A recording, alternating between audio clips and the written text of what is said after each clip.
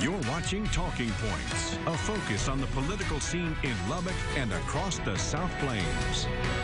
Hey, welcome back. Here's a look at some of the political headlines of the past week. I can't even begin to tell you how important this is for West Texas's national influence. Lubbock Congressman Jody Arrington has been selected to sit on the much sought-after House Ways and Means Committee. Now, this is a big deal because essentially any representative who wants something that the government has to pay for has to ask the Ways and Means Committee. Every bill that deals with taxes and Medicare and Social Security has to start there. In fact, Arrington will be working specifically on Social Security and taxes this year. Congrats to him on that.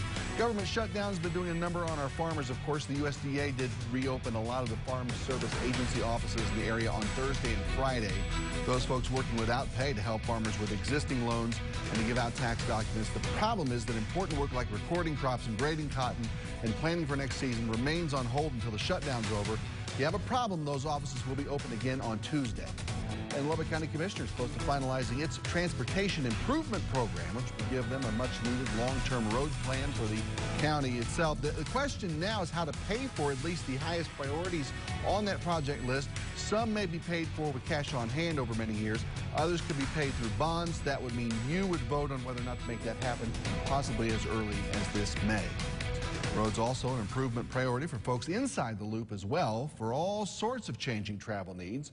As our Rashea Day found out, District 3 Councilman Jeff Griffith has a lot to think about this year. Councilman Griffith says his inner loop district is changing, adapting to new ways of getting around town and tighter enforcement for city codes. We have approximately 50,000 college students. Modes of travel around major universities are different. Thus, bike lanes are needed. Like those scooters you see around town. Obviously, there is a change with tech students with the Lime Scooter Company having in place throughout the city. We're addressing that with our bike and pedestrian plan that we just finished, and we will start to work on implementation very soon. One local resident says he's impressed with how the city's adapting. Even with the scooters, I know in other cities I've read articles about them being a huge disaster, but in Lubbock we seem to be actually kind of doing a good job. Griffith says he hopes to update more than just the roads. My particular district is landlocked, and so what is affected with our plan is redevelopment, some of the corridors.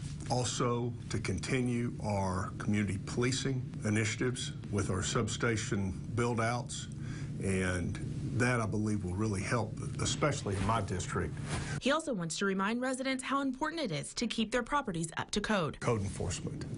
We've got to be better and more prideful in our city. If you see an issue out there, don't hesitate to call police. They want to hear from you.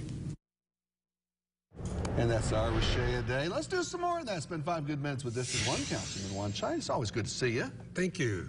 Yeah, you've been focused on codes issues a lot. They're in District 1, cleaning up some of the neighborhoods over there. Cleaning it up, it's an ongoing project that doesn't have an end point. Right. I wish it were simple enough to say, hey, we're through with it, everything's in compliance, let's move on to the next big project. It's never like that anyway. Never. What has to be done? Where are we at on that? Again, it's an ongoing situation where I'm always asking the people in the neighborhoods, give me a call if there's a concern with a abandoned home, boarded up house that's not secured anymore.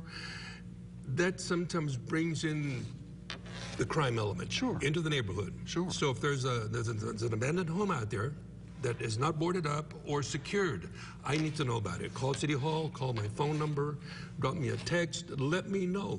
And we can address that immediately because we want safe neighborhoods. Sure. And a lot of those abandoned homes attracting homeless folks. Homeless, squatters. Sure. How big of a problem is that, and what are we missing that hasn't been done and that can be done as far as that situation goes? It's a simple solution. It requires the neighborhood. Mm-hmm. I mean, we're looking at about 43,000 people in District 1. I can't police the entire 43,000 people, around 15,000 households. Right. It's a daunting task. So I rely on the neighbors to call me up every once in a while and say, hey, there's a situation in the neighborhood, be it traffic, be it police situations, be it abandoned, boarded, unsecured homes. I need the phone call so we can start working on this. It's unfortunate. It should be a... Oh, I lost the word. Well, you'd think it'd be common sense, but... It is, and sometimes people are a little hesitant And that leads for into whatever reason. It leads into what I was going to say. You know, because this has to do with residents themselves, neighborhood watch, cleaning up themselves in their own areas and things of that nature. Because it falls to them, and everyone's busy, or they can't really afford to haul things off, and so they don't know what to do. So what's the response been from folks on that? Are there people willing to help others, say, maybe take care of some of those problems? Some people have, and again, if the call is made to my office, say I'm an elderly gentleman or lady, I can't for whatever reason cut my grass, I can't mow my lawn for whatever reason it might be.